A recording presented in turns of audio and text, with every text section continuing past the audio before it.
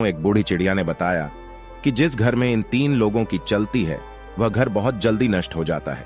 प्रिय दर्शकों, कहानी शुरू करने से पहले अगर आप हमारे चैनल पर पहली बार आए हैं तो चैनल को सब्सक्राइब करें, बेल आइकॉन ऑन करें, अच्छे अच्छे कमेंट किया करें ताकि हर आने वाले वीडियो का नोटिफिकेशन सबसे पहले आपको मिले और प्रिय दर्शकों आप उसका फायदा उठा सकें।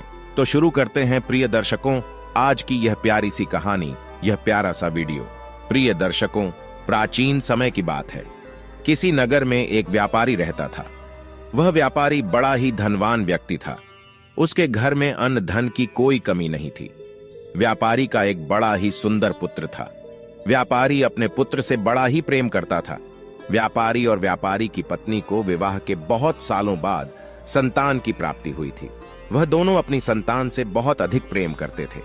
प्रिय दर्शकों, व्यापारी हर कार्य अपने पुत्र से पूछकर किया करता था। व्यापारी का पुत्र अभी छोटा था, परंतु प्रेम में अंधा व्यापारी वही करता था जो उसका पुत्र कहता था।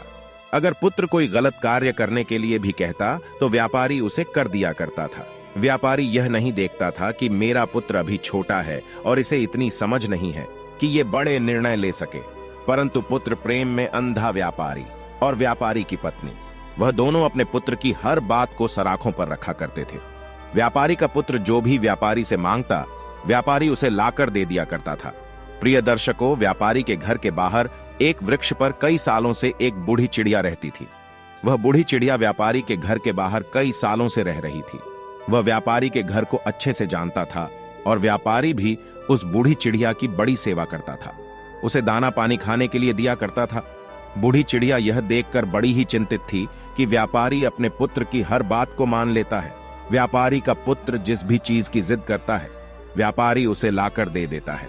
तब वह बूढ़ी चिड़िया व्यापारी से कहती है कि हे व्यापारी, तुम्हें अपने पुत्र के प्रेम में अंधा नहीं होना चाहिए। तुम्हारी यह गलती तुम्हें आगे जाकर बहुत भारी पड़ेगी।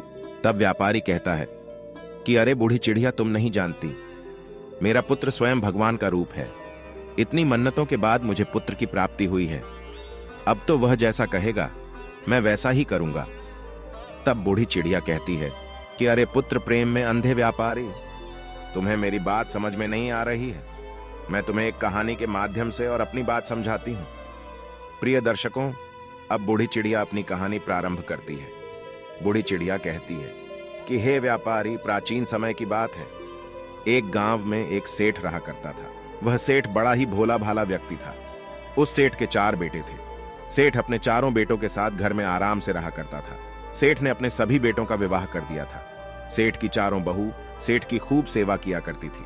प्रिय दर्शकों, सेठ की छोटी बहू के घर में आने के बाद सेठ का घर बड़े सुख से चल रहा था। सेठ का व्यापार भी बहुत अच्छे से चल रहा था। छोटी बहू के आने के बाद सेठ के घर में अन्न धन की कोई कमी नहीं थी और घर का माहौल बड़ा ही शांति भरा था। उनके घर में कभी कोई लड़ाई झगड़ा नहीं होता था। सेठ के सभी पुत्र एक साथ मिलकर रहा करते थे और सेठ की बहुएं भी आपस में बड़ा प्रेम करती थी। चारों बहू मिलकर एक साथ खाना पकाती थी और अपने पतियों को और ससुर को खिलाती थी। इधर सेठ का व्यापार भी बड़े अच्छे से चल पड़ा था। चारों बेटे व्यापार को बड़े अच्छे से संभाल रहे थे। सेठ सोचता था कि अब तो उसका जीवन सफल हो चुका है। घर में चारों बहुएं बड़े ही प्रेम से रहती है। मेरा व्यापार, मेरे चारों पुत्र बड़े ही अच्छे से संभाल रहे हैं। अन्न धन की घर में कोई कमी नहीं है। ऐसे विचार करके सेठ बड़ी सुकून की नींद लिया करता था। सेठ के जीवन में किसी प्रकार की कोई दुख तकलीफ नहीं थी। प्रिय दर्शकों, सेठ की इतनी अच्छी जिंदगी देखकर गांव के अन्य लोग सेठ से जलने लगे थे। गांव के सभी लोग सोचते थे कि यह सेठ तो बड़ा ही सुखी है। इसका जीवन तो बड़े ही आराम से कट रहा है। इसके जीवन में कोई दुख तकलीफ नहीं है। प्रिय दर्शकों, बूढ़ी चिड़िया आगे कहती है, हे व्यापारी, अक्सर मनुष्य दूसरों की तरक्की से जलता है। जिस प्रकार केकड़े एक दूसरे का पैर पकड़कर और किसी को आगे नहीं बढ़ने देते हैं, उसी प्रकार मनुष्य भी दूसरे को आगे बढ़ता हुआ देखकर उसका पैर पकड़कर उसे पीछे खींचना चाहता है। मनुष्य खुद की तरक्की से जितना खुश नहीं होता, उतना दुखी वह दूसरे की तरक्की देखकर हो जाता है। अब तो सेठ को आगे बढ़ता हुआ देख, तरक्की करता हुआ देख, गांव के सभी लोग जलने लगे थे। कोई भी सेठ से सीधे मुंह बात नहीं करता था। सभी सोचते थे कि किस तरह सेठ का जीवन कष्ट से भर दिया जाए। किस प्रकार की हंसी को दुख में बदल दिया जाए। प्रिय दर्शकों, यही सब सोचकर गांव के कुछ लोग सेठ के कुल पुरोहित के पास जाते हैं और कुल पुरोहित के पास जाकर कहते हैं कि अरे पुरोहित जी, आप यहाँ सूखी रोटी खा रहे हो और वहां आपका यजमान सेठ बड़े आराम से पकवान खा रहा है, अपनी बहू के हाथों का स्वादिष्ट भोजन कर रहा है। तब पुरोहित जी कहते हैं कि आप लोग क्या कहना चाहते हैं, मुझे बात समझ में नहीं आ रही है। तब गांव के लोग बताते हैं कि पुरोहित जी, आपका जीवन तो आपके जजमानों से ही चलता है, परंतु आपका जजमान तो बड़ा ही सुखी है, उसके जीवन में तो किसी प्रकार का कोई कष्ट नहीं है। जरा याद करिए कि आपके यह जजमान ने आपको आखिरी बार अपने घर कब बुलाया था। अगर आपका जजमान आपको अपने घर नहीं बुलाएगा, आपसे हवन पूजा नहीं करवाएगा, तो भला आपकी रोजी रोटी कैसे चलेगी, आपका घर कैसे चलेगा। प्रिय दर्शकों, कुल पुरोहित को गांव वासियों की बात समझ में आ रही थी। वह भी सोच रहा था कि बात तो सही है, सेठ ने बहुत समय से मुझे अपने घर नहीं बुलाया है और उसका जीवन बड़े ही सुख से कट रहा है। इस प्रकार तो मेरे बीवी बच्चे और भूखे मरने लगेंगे। कुल पुरोहित कहता है कि अरे भाइयों, आपकी बात तो बिल्कुल सत्य है। सेठ तो बड़ा ही धनवान बन चुका है, उसका व्यापार भी बड़े तेजी से आगे बढ़ रहा है, उसके चारों पुत्र बड़ी मेहनत करते हैं और उसके घर में चारों बहू मिलकर बड़े प्रेम से अपना जीवन निर्वाह कर रही है। उसके जीवन में किसी प्रकार का कोई कष्ट नहीं है। तब गांव के लोग कहते हैं कि पुरोहित जी, अगर आप अपना घर चलाना चाहते हो, अगर आप सुख से जीवन जीना चाहते हो, तो आपको कुछ ऐसा करना पड़ेगा जिससे आपके जजमान सेठ के जीवन में कुछ कष्ट आए, उसके घर में लड़ाई झगड़ा हो, तभी वह आपको हवन पूजन के लिए अपने घर में बुलाएगा और आपको कुछ धन मिलेगा। अगर ऐसा ही चलता रहा तो आप एक दिन गरीब हो जाएंगे और आपको भीख मांगना पड़ेगा। प्रिय दर्शकों, इतनी बात कहकर गांव के सभी लोग कुल पुरोहित के यहां से चले आते हैं। अब इधर वह कुल पुरोहित बड़ी ही चिंता में डूब जाता है, सोचता है कि अब मैं ऐसा क्या कर सकता हूं कि सेठ के घर में लड़ाई झगड़ा होने लगे, उसका व्यापार बंद पड़ जाए, तभी वह मुझे हवन पूजन के लिए अपने घर में बुलाएगा। प्रिय दर्शकों, अब तो ऐसा सोचकर वह कुल पुरोहित एक साधु महाराज के पास जाता है और कहता है कि हे स्वामी, मेरी कोई सहायता करिए। मेरे गांव में मेरा जजमान है जो एक सेठ है। सेठ बड़ा ही सुखी जीवन जी रहा है, उसके जीवन में किसी प्रकार का कोई कष्ट नहीं है, परंतु जिस प्रकार चोरों का जीवन लापरवाह लोगों से चलता है, जिस प्रकार राजा का जीवन झगड़ा करने वालों से चलता है, उसी प्रकार पुरोहित और पंडितों का जीवन अपने जजमानों से चलता है। अगर जजमान के घर में कोई दुख तकलीफ नहीं होगी, अगर वह हमें नहीं बुलाएंगे, तो हमारा जीवन कैसे चलेगा, हम धन कैसे अर्जित करेंगे, हम तो भूखे मर जाएंगे। तब साधु महाराज कहते हैं कि अरे पुरोहित जी, आप चिंता मत करिए, आप बताइए कि क्या तकलीफ है। तब पुरोहित कहता है कि स्वामी जी, मैं चाहता हूं कि सेठ के जीवन में कुछ कष्ट आने लगे, उसके घर में लड़ाई झगड़ा होने लगे, उसके व्यापार में कुछ कमी आ जाए, तभी वह मुझे हवन पूजन करने के लिए अपने घर में निमंत्रण देगा। प्रिय दर्शकों, बूढ़ी चिड़िया आगे कहती है कि हे व्यापारी। कुल पुरोहित की बातें सुनने के बाद साधु महाराज कहते हैं कि पुरोहित जी, आपका काम तो बड़ा ही छोटा सा है। मैं आपको अभी देखकर बताता हूं कि सेठ के जीवन में इतनी सुख और समृद्धि का कारण आखिर क्या है। प्रिय दर्शकों, अब तो वह साधु महाराज अपनी दिव्य दृष्टि से आंखें बंद करके देखते हैं और कुछ देर आंखें बंद करके देखने के बाद साधु महाराज आंखें खोलकर अपने सामने बैठे कुल पुरोहित से कहते हैं कि पुरोहित जी, सेठ के आगे बढ़ने का कारण उसके घर में आई छोटी बहू है। सेठ की जो छोटी बहू है वह साक्षात लक्ष्मी का रूप है। वह बड़ी ही संस्कारी और बड़ी ही बुद्धिमान स्त्री है। जब से वह सेठ के घर में आई है तो सेठ के घर में सब कुछ अच्छा ही हो रहा है और उसका जीवन बड़ा ही सुख से कट रहा है, कोई लड़ाई झगड़ा नहीं हो रहा है। ऐसी स्त्री और जिस भी घर में रहती है वह घर खूब फूलता फलता है। तब वह कुल पुरोहित कहता है कि हे स्वामी जी, अगर ऐसा है तो इसका कोई रास्ता तो होगा जिसके जरिए सेठ के घर में लड़ाई झगड़ा होने लगे, उस सेठ का व्यापार कुछ ठंडा पड़ जाए। तब साधु महाराज कहते हैं कि पुत्र, तुम चिंता मत करो, तुम्हें बस एक काम करना है। तुम सेठ के घर जाओ और सेठ से कहना कि सेठ जी, मुझे आपके खेत में से एक हरा बांस चाहिए, और तुम सेठ से हरा बांस मांगकर उसको अपने घर लाकर रख लेना। जब तुम ऐसा करोगे तो कुछ दिनों में ही सेठ बड़ा निर्धन हो जाएगा, उसके घर में लड़ाई झगड़े होने लगेंगे, उसकी बहुएं आपस में झगड़ा करने लगेंगी और उसका जीवन कष्टों से भर जाएगा। तब वह तुम्हें हवन पूजन के लिए अपने घर में अवश्य बुलाएगा। प्रिय दर्शकों, साधु महाराज की इतनी बातें सुनने के बाद कुल पुरोहित साधु महाराज को धन्यवाद कहकर और अपने घर चला आता है। पुरोहित सोचता है कि अब तो अगले ही दिन मैं सेठ के घर पर जाऊंगा और उसके खेत में से एक हरा बांस मांग लूंगा। प्रिय दर्शकों, अगला दिन होता है। सुबह होते ही जल्दी उठकर कुल पुरोहित सेठ के घर पहुंच जाता है। सेठ के घर पहुंचने पर पुरोहित आवाज लगाता है तो अंदर सेठ आराम कर रहा था। सेठ बाहर आकर देखता है तो वह अपने कुल पुरोहित का बहुत स्वागत करता है, बहुत आदर सत्कार करता है और पुरोहित को ले जाकर अंदर बैठालता है। सेठ कहता है कि बताइए पुरोहित जी, आज इतने दिनों बाद आपका हमारे घर कैसे आना हुआ? तब कुल पुरोहित कहता है कि सेठ जी, मैं बस यहां से गुजर रहा था तो सोचा आपसे मिलते चलूं। प्रिय दर्शकों, अब तो पुरोहित अपनी मीठी मीठी बातों में सेठ को फंसा लेता है और कुछ देर बाद कहता है कि सेठ जी, मुझे आपके खेत में से एक हरा बांस चाहिए, क्या आप मुझे दे सकते हैं? तब सेठ जी कहते हैं कि अवश्य पुरोहित जी, आपने इतनी छोटी सी चीज मांगी है, हम अभी आपको लाकर देते हैं। प्रिय दर्शकों, अब तो सेठ जी अपने खेत में जाते हैं और एक बांस का टुकड़ा तोड़कर लेकर आ जाते हैं। तभी अपने ससुर को आता हुआ देख सेठ जी की छोटी बहू भागी भागी आती है और कहती है कि पिताजी, आप यह बांस का टुकड़ा क्यों लेकर आए हैं?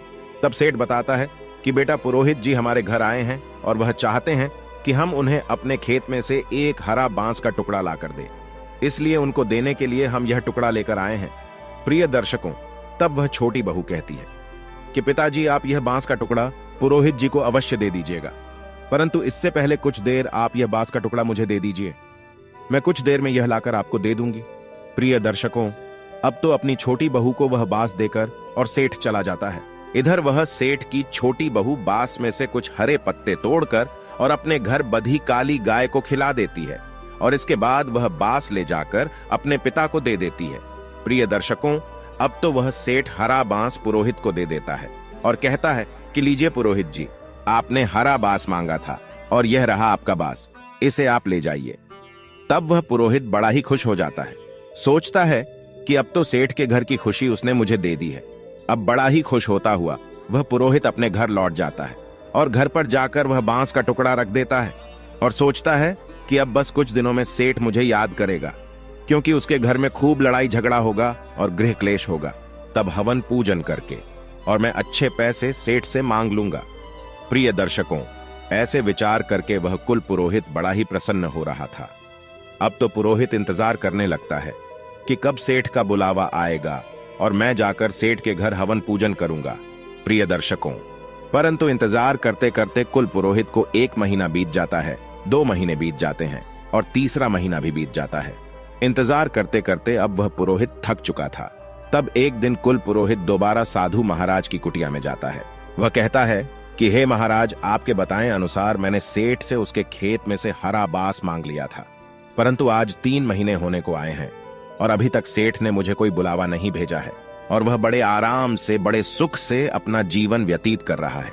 उसके घर में किसी प्रकार की कोई दुख तकलीफ नहीं है। तब साधु महाराज आंखें बंद करके और अपनी दिव्य दृष्टि से देखते हैं तो वह बताते हैं कि अरे पुरोहित जी, मैंने आपको बताया था ना कि सेठ की छोटी बहू बड़ी ही चालाक और बड़ी ही बुद्धिमान है। दरअसल बात यह है कि जब सेठ आपको वह हरा बांस दे रहा था तो उसकी छोटी बहू ने उसमें से हरे पत्ते तोड़कर और अपनी काली गाय को खिला दिए थे। इसी कारणवश उसकी खुशियां और सुख समृद्धि उसके घर में ही रह गई। परंतु आप चिंता मत करिए, आपकी सहायता मैं करूंगा।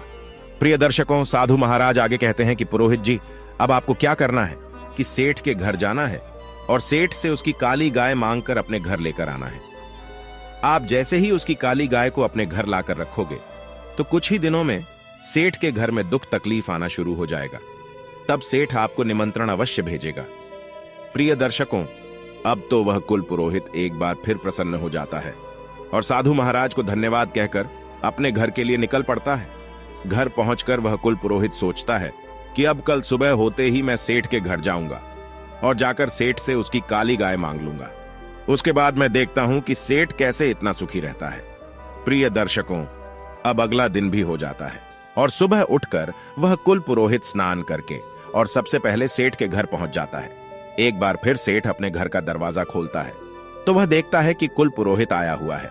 सेठ अपने कुल पुरोहित को आदर सहित घर के अंदर बुलाता है और स्वादिष्ट भोजन कराता है। उसके बाद सेठ पूछता है कि बताइए पुरोहित जी, आज आपका कैसे आना हुआ? कुल पुरोहित कहता है कि सेठ जी, मैं बड़ी ही दुख तकलीफ में हूँ। दरअसल बात कुछ ऐसी है कि मेरे घर पर जो गाय है उसने दूध देना बंद कर दिया है और मेरे बच्चों को दूध नहीं मिल रहा है। कई दिनों से मेरे बच्चों ने दूध नहीं पिया है, इसीलिए मैं आपसे सहायता लेने के लिए आया हूँ। अगर आप मुझे अपनी काली गाय दे देंगे तो आपकी बड़ी कृपा होगी। प्रिय दर्शकों, कुल पुरोहित की ऐसी दुख भरी बातें सुनने के बाद सेठ सोचता है कि चलो कोई बात नहीं, ये हमारे कुल पुरोहित है, अगर हम इनका भला करते हैं तो ये पुण्य का काम ही होगा। ऐसा सोचकर सेठ कहता है कि पुरोहित जी, आप चिंता ना करें, हम आपको अपनी काली गाय दे देंगे। इतना कहकर सेठ गाय को लेने के लिए अपने घर के आंगन में जाता है और गाय को लेकर पुरोहित को देने के लिए चल देता है। तभी सेठ की छोटी बहू आकर और सेठ को रोक लेती है। सेठ की छोटी बहू कहती है कि पिताजी, आप इस गाय को लेकर कहां जा रहे हैं? सेठ बताता है कि बेटा, हमारे कुल पुरोहित आए हैं और उनकी गाय दूध नहीं दे रही है, इसलिए वह हमारी काली गाय लेना चाहते हैं। मैं यह गाय उनको देने के लिए जा रहा हूं। तब सेठ की छोटी बहू कहती है कि पिताजी, आप कुछ देर ठहरिए, मैं अभी आती हूं। प्रिय दर्शकों, इतने में वह छोटी बहू अंदर जाती है और एक सफेद रंग की चादर लेकर आती है और वह उस चादर से उस काली गाय के आंसू पोंछकर और चादर को अंदर रख देती है और कहती है कि पिताजी, अब आप जाइए और इस गाय को पुरोहित जी को दे दीजिए। प्रिय दर्शकों, अब वह सेठ पुरोहित के पास जाता है और कहता है कि लीजिए पुरोहित जी, ये रही काली गाय, इससे ले जाइए और अपने बच्चों को दूध पिलाइए। प्रिय दर्शकों, सेठ की काली गाय को देखकर वह पुरोहित बड़ा ही प्रसन्न हो जाता है और उसे लेकर तुरंत अपने घर के लिए निकल पड़ता है। अब तो अपने घर पहुंचकर वह काली गाय को बांध देता है और सोचता है कि अब तो सेठ बहुत जल्दी मुझे अपने घर हवन पूजन करने के लिए बुलाएगा, क्योंकि उसका जीवन बड़े ही जल्दी दुखों से घिरने वाला है। प्रिय दर्शकों, अब वह कुल पुरोहित सेठ के बुलावे का इंतजार करने लगता है और इंतजार करते करते एक बार फिर उसे 3 महीने बीत जाते हैं। 3 महीने गुजर जाने के बाद वह कुल पुरोहित एक बार फिर साधु महाराज के पास जाता है और कहता है कि साधु महाराज, इस बार फिर मैं आपके कहे अनुसार सेठ के यहां से काली गाय लेकर आया, परंतु उसके बावजूद सेठ ने मुझे अपने घर हवन पूजन के लिए नहीं बुलाया। सेठ का जीवन अभी भी बड़े ही सुख से कट रहा है, उसके घर में किसी प्रकार की कोई दुख तकलीफ नहीं है। तब साधु महाराज एक बार फिर अपनी आंखें बंद करते हैं और अपनी दिव्य दृष्टि से देखते हैं तो साधु महाराज कहते हैं कि हे पुरोहित जी, उस सेठ की छोटी वाली बहू तो बहुत ही चालाक है। हमने जितना सोचा था वह उससे भी ज्यादा चालाक है। वह सारी विद्या जानती है। सेठ की बहू बड़ी ही बुद्धिमान है। जब आप सेठ से काली गाय मांगने गए थे तब उसने अपनी सफेद चादर में गाय के आंसू पोंछकर और अपने पास रख लिए थे, जिसके कारण सुख समृद्धि उसके घर में ही रह गई। अब तो यह बात सुनकर कुल पुरोहित बड़ा ही चिंतित हो जाता है। वह सोचता है कि जब तक यह छोटी बहू रहेंगी तब तक सेठ का जीवन सुख समृद्धि से भरा रहेगा। पुरोहित कहता है कि हे साधु महाराज, अब मुझे क्या करना चाहिए? तब साधु महाराज कहते हैं कि पुरोहित, अब आप सेठ के घर जाओ और सेठ से किसी तरीके से वह सफेद चादर मांगकर अपने घर लाकर रख लो। अगर आपने ऐसा कर लिया तो निश्चित ही सेठ का जीवन बदल जाएगा और उसके घर में लड़ाई झगड़ा गृह क्लेश होने लगेंगे। प्रिय दर्शकों, अब साधु महाराज को धन्यवाद कहकर और वह कुल पुरोहित अपने घर के लिए निकल जाता है। घर पहुंचकर वह कुल पुरोहित निर्णय करता है कि कल सुबह होते ही मैं एक बार फिर सेठ के घर जाऊंगा और जाकर किसी तरीके से सफेद चादर मांग कर लेकर आऊंगा। प्रिय दर्शकों, अगला दिन होता है और वह पुरोहित सुबह उठते ही बड़ा प्रसन्न हो जाता है। सोचता है कि आज तो सेठ से उसकी सफेद चादर मांग कर और उसका जीवन में दुखों से भर दूंगा। अब कुल पुरोहित सेठ के घर जाता है और जाकर सेठ से कहता है कि सेठ जी, मेरी पत्नी हर दिन मंदिर में कीर्तन करने के लिए जाती है, परंतु मंदिर में बैठने के लिए उसके पास कोई अच्छी चादर नहीं है। वह नीचे फर्श पर बैठती है और उसको ऐसा करते हुए देख मुझे अच्छा नहीं लगता है। अगर आपको कोई तकलीफ ना हो तो क्या आप मुझे एक अच्छी सफेद चादर दे सकते हैं आज, ताकि मेरी स्त्री वह चादर बिछाकर और मंदिर में बैठ सके। प्रिय दर्शकों, कुल पुरोहित की ऐसी बातें सुनकर सेठ कहता है कि अरे पुरोहित जी, आप चिंता ना करें, हमारे घर में एक बहुत ही अच्छी सफेद चादर रखी है। रुकिए, हम अभी अपनी बहू से कहकर और आपको दे देते हैं। प्रिय दर्शकों, अब तो सेठ जी अपनी छोटी बहू को बुलाते हैं और कहते हैं कि बहू, हमारे घर में जो सफेद चादर है वह लाकर पुरोहित जी को दे दो। प्रिय दर्शकों, अपने पिताजी की बातें सुनकर वह छोटी बहू अंदर जाती है और वह उसी सफेद चादर को निकालती है जिससे उसने गाय के आंसुओं को पोंछा था। वह उस चादर को निकालकर और उसका एक धागा तोड़कर अपने मुंह में भर लेती है और उसे खा लेती है।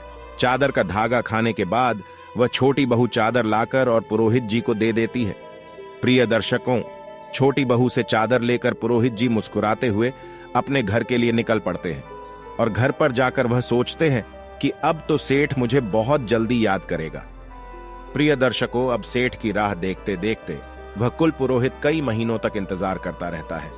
धीरे धीरे 1 महीना बीत जाता है, उसके बाद दूसरा महीना भी निकल जाता है और तीसरा महीना में निकल जाता है। अब इंतजार करते करते पुरोहित थक जाता है और एक बार फिर साधु महाराज के पास जाता है। साधु महाराज कहते हैं कि आओ पुरोहित जी, बताओ कैसे हो। तब पुरोहित कहता है कि अरे साधु महाराज, आपने मुझे जो करने को कहा मैंने सब कुछ किया। परंतु वह सेठ अभी भी अपना जीवन बड़े आराम से जी रहा है। उसके जीवन में कोई दुख तकलीफ नहीं है, उसके पास धन की कोई कमी नहीं है। प्रिय दर्शकों, अब साधु महाराज एक बार फिर अपनी आंखें बंद करके अपनी दिव्य दृष्टि से देखते हैं और पुरोहित को बताते हैं, पुरोहित जी, अब हमें लगता है कि वह छोटी बहू जब तक उसके घर में रहेंगी तब तक हम उसका कुछ नहीं बिगाड़ सकते। आपको सफेद चादर देने से पहले उसकी बहू ने उसमें से एक धागा निकालकर और खा लिया था, जिसके कारण सुख, समृद्धि और धन का सुख उसके पास ही रह गया। अब तो आपको कुछ भी करके और सेठ जी की छोटी बहू को उसके घर से निकालना पड़ेगा। अगर आपने एक बार छोटी बहू को घर से निकाल दिया तो फिर सेठ के जीवन में कष्ट ही कष्ट आ जाएंगे और उसका जीवन दुखों से घिर जाएगा। प्रिय दर्शकों, अब तो पुरोहित को भी समझ में आ गया था कि छोटी बहू के रहते वह कुछ नहीं कर सकता, इसलिए वह अपने घर जाता है और सेठ के घर से उसकी छोटी बहू को निकालने का उपाय ढूंढने लगता है। प्रिय दर्शकों, और अगली सुबह कुल पुरोहित सेठ के घर जाता है और बड़ी ही चिंतित अवस्था में जाकर कहता है कि सेठ जी, आपकी सुरक्षा मेरी जिम्मेदारी है और मुझे आपकी सुरक्षा खतरे में दिख रही है। आप पर बहुत बड़ा संकट आने वाला है, आपका जीवन दुखों से घिरने वाला है, आपके व्यापार में आपको बहुत बड़ा नुकसान होने वाला है और आपके घर में बहुत बड़ी विपत्ति आने वाली है। प्रिय दर्शकों, कुल पुरोहित की ऐसी बातें सुनकर वह सेठ घबरा जाता है और बहुत चिंतित हो जाता है। सेठ कहता है कि पुरोहित जी, यह आप क्या कह रहे हैं? आप हमें बताइए, क्या इस विपत्ति से बचने का कोई उपाय है? आप जो भी कहेंगे हम अवश्य करेंगे। प्रिय दर्शकों, अब तो पुरोहित समझ गया था कि यह सेठ उसके जाल में फंस चुका है। पुरोहित आगे कहता है कि सेठ जी, आपकी छोटी बहू आपके ऊपर बहुत बड़ा खतरा है। जब तक वह इस घर में रहेंगी आप पर संकट बना रहेगा, इसलिए मैं तो कहता हूं कि आप अपनी छोटी बहू को अपने घर से निकाल दीजिए, क्योंकि उसी के कारण आप पर इतना बड़ा खतरा मंडरा रहा है और आपका जीवन संकट में है। प्रिय दर्शकों, पुरोहित की ऐसी बातें सुनकर वह सेठ जी उस पर विश्वास कर लेते हैं। सेठ जी कहते हैं कि पुरोहित जी, आप जैसा कहेंगे मैं वैसा ही करूंगा। आप बताइए कि मुझे किस तरीके से अपनी बहू को घर से निकालना है।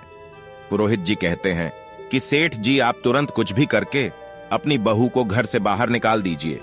प्रिय दर्शकों, इतना कहकर वह पुरोहित अपने घर चला जाता है और इधर से सेठ जी चिंता में डूब जाते हैं। वह सोचते हैं कि मेरी बहू तो बड़ी ही अच्छे स्वभाव की है, मेरी इतनी सेवा करती है, मैं उसे अपने घर से कैसे निकालूंगा। परंतु फिर सेठ जी सोचते हैं कि वह मेरे ऊपर खतरा है और उसके कारण मेरे परिवार पर विपत्ति आ सकती है। यह विचार करके सेठ जी अपनी पुत्र वधू के पास जाते हैं और अपनी छोटी बहू से कहते हैं कि बहू, आज ही तुम मेरे घर से निकल जाओ, तुम्हारा इस घर में रहना अब सही नहीं है, तुम्हारे कारण हमारे घर में विपत्ति आने वाली है। प्रिय दर्शकों, अपने पिताजी की ऐसी बातें सुनकर वह बहुत समझ जाती है कि जरूर पुरोहित जी ने मेरे पिताजी को ऐसा कहा है। वह बहू कहती है कि ठीक है पिताजी, अगर आप यही चाहते हैं तो मैं इस घर को छोड़कर चली जाती हूं। प्रिय दर्शकों, अपनी पत्नी को घर छोड़कर जाता हुआ देख सेठ का छोटा पुत्र भी कहता है कि पिताजी, अगर मेरी पत्नी इस घर में नहीं रह सकती तो मैं भी नहीं रहूंगा और मैं भी अपनी पत्नी के साथ घर छोड़कर जा रहा हूं। प्रिय दर्शकों, अब तो वह पत्नी और पति दोनों सेठ जी का घर छोड़कर और शहर में चले जाते हैं और शहर में जाकर किराए के मकान में रहने लगते हैं। कुछ दिन बाद वह अपना नया धंधा शुरू करते हैं और प्रिय दर्शकों, सेठ की छोटी बहू बड़ी बुद्धिमान तो थी ही, उसकी बुद्धि के कारण उनका धंधा बड़े ही अच्छे से चलने लगता है। उनका व्यापार बहुत बड़े व्यापार में परिवर्तित हो जाता है और छोटा पुत्र और उसकी पत्नी दोनों बड़े ही धनवान बन जाते हैं। शहर में अपना मकान भी खरीद लेते हैं। प्रिय दर्शकों, इधर वह सेठ, उसका घर बर्बाद होता जा रहा था। घर में लड़ाई झगड़ा होने लगे थे। सेठ की तीनों बहुएं आपस में खूब झगड़ा करती थीं और सेठ के तीनों पुत्र भी व्यापार पर बिल्कुल ध्यान नहीं दे रहे थे। सेठ के तीनों पुत्र बुरी संगत में पड़ गए थे और प्रिय दर्शकों, वह कुल पुरोहित हवन पूजन के बहाने सेठ से सारा धन लूट कर ले जाता रहता है। धीरे धीरे करके वह पुरोहित सेठ को पूरी तरीके से लूट लेता है और सेठ का पूरा धन धीरे धीरे करके वह लूट कर अपने घर ले जाता है। प्रिय दर्शकों, अब तो सेठ की हालत बहुत ही बद से बदतर हो चुकी थी। सेठ के घर में खाने पीने के लाले पड़ रहे थे। खाने को भोजन नहीं था, पहनने को वस्त्र नहीं थे। अपनी ऐसी हालत देखकर सेठ एक दिन विचार करने बैठता है और गहरा विचार करने पर सेठ को समझ में आता है कि जिस दिन से मेरी छोटी बहू इस घर को छोड़कर गई है, उस दिन से इस घर की हालत बद से बदतर होती जा रही है। सेठ को अब ज्ञात हो चुका था कि उसकी छोटी बहू ही है जो उसके घर को बचा सकती है। सेठ अब तो तुरंत दौड़ा दौड़ा शहर जाता है और अपने छोटे पुत्र के घर पर जाकर अपनी लक्ष्मी स्वरूप बहू से क्षमा मांगता है। सेठ अपनी बहू के चरणों में गिरकर और कहता है कि बहू, मुझे माफ कर दो। मैंने पुरोहित की बातों में आकर और तुम्हें घर से निकाल दिया, परंतु तुम तो साक्षात लक्ष्मी हो। जब तक तुम मेरे घर में थी तब तक घर में बड़ी सुख शांति बनी हुई थी, और जब से तुम घर छोड़कर आई हो, घर में गृह क्लेश हो रहे हैं, लड़ाई झगड़ा हो रहे हैं और हम बड़े ही निर्धन हो चुके हैं। प्रिय दर्शकों, ससुर की इतनी बात सुनकर वह छोटी बहू कहती है कि पिताजी, आप चिंता मत करिए, मैं अभी अपने घर चलती हूं। यह भी मेरा घर है और वह भी मेरा घर है। मैं पहले से यह जानती थी कि पुरोहित ने आपके कान भरे हैं और उसी ने आपको कहा है कि आप मुझे घर से निकाल दें। प्रिय दर्शकों, छोटी बहू आगे कहती है कि पिताजी, संसार में ऐसे बहुत से लोग होते हैं जो दूसरों की खुशियों से, दूसरों के सुख से जलते हैं और उनको बर्बाद करना चाहते हैं, परंतु यह हमारे ऊपर निर्भर करता है कि हम किसकी बातों में आते हैं, कैसे निर्णय लेते हैं और किस तरह अपने घर को चलाते हैं। अगर हम गलत लोगों की बातों में आकर अपने ही घर को तोड़ेंगे, अपने ही घर के लोगों को घर से निकालेंगे, तो अवश्य हमारे घर का नाश हो जाएगा। प्रिय दर्शकों, इतनी बातें सुनकर सेठ अपनी बहू को लेकर अपने घर लौट जाता है और बहू घर आती है। उसके कुछ दिन बाद सेठ तरक्की करने लगता है। सेठ का व्यापार फिर से चलने लगता है। सेठ के घर में अन्न धन के भंडार भरे रहते हैं, आपस में प्रेम बना रहता है। प्रिय दर्शकों, एक दिन सेठ की छोटी बहू सेठ से कहती है कि पिताजी, आज मैं आपसे जो कहने जा रही हूं, मेरी बात को ध्यान से सुनिएगा। जिस घर में इन 3 लोगों की चलती है, वह घर बहुत ही जल्दी बर्बाद हो जाते हैं। उन घरों का सत्यानाश हो जाता है। तब सेठ कहता है कि बहू, वह 3 लोग कौन हैं? तब सेठ की छोटी बहू बताती है कि पिताजी, ध्यान से सुनिएगा। नंबर 1, बिगड़ा हुआ बालक। जिस घर में बिगड़ा हुआ पुत्र होता है, गलत संगति में बालक पड़ जाता है और उसकी बात घर में मानी जाती है। उसके कहे अनुसार अगर माँ बाप काम करते हैं तो उस घर का सत्यानाश हो जाता है। वह घर बिकने की परिस्थिति में आ जाता है। उस घर के लोग कष्ट में अपना जीवन व्यतीत करते हैं। नंबर 2, जिद्दी और लालची स्त्री। जिस घर में स्त्री लालची होती है, जिद करने वाली होती है, उस स्त्री की अगर घर में चलती है तो वह घर अवश्य कंगाल बन जाता है। उस घर में कभी धन नहीं रहता। स्त्री चाहे तो घर को बना सकती है और चाहे तो घर को बिगाड़ सकती है। यह स्त्री पर निर्भर करता है, और जिस घर में स्त्री लालची और जिद्दी होती है, उस घर का नाश होना तय है। इसलिए जिद्दी और लालची स्त्री की बात कभी नहीं मानना चाहिए। नंबर 3, जिस घर का मुखिया बाहर वालों की बातों में आ जाता है, बाहर वालों के कहे अनुसार चलता है, उस घर का सत्यानाश हो जाता है। छोटी बहू आगे कहती हैं कि पिताजी, जिस प्रकार आप पुरोहित की बातों में आ गए थे, उसी प्रकार अगर घर का मुखिया बाहर वालों की बातों को मानकर और अपने घर के निर्णय करता है तो उसका घर अवश्य नाश हो जाता है। प्रिय दर्शकों, इतनी बात वह छोटी बहू अपने ससुर को सुनाती है और ससुर छोटी बहू की बातों को समझ जाता है। प्रिय दर्शकों, इधर वह बूढ़ी चिड़िया यह कहानी व्यापारी को सुना रही थी। व्यापारी को बूढ़ी चिड़िया की बात समझ में आ जाती है और अब वह अपने पुत्र को सही शिक्षा देता है और पुत्र के अनुसार चलना बंद कर देता है। तो प्रिय दर्शकों, हमारी आज की कहानी यहाँ समाप्त होती है। हम उम्मीद करते हैं कि आपको हमारी आज की यह कहानी पसंद आई होगी और आप इससे ढेर सारी प्रेरणा लेंगे। मिलते हैं अगली ज्ञान चर्चा के साथ अगले वीडियो में। तब तक के लिए नमस्कार, धन्यवाद।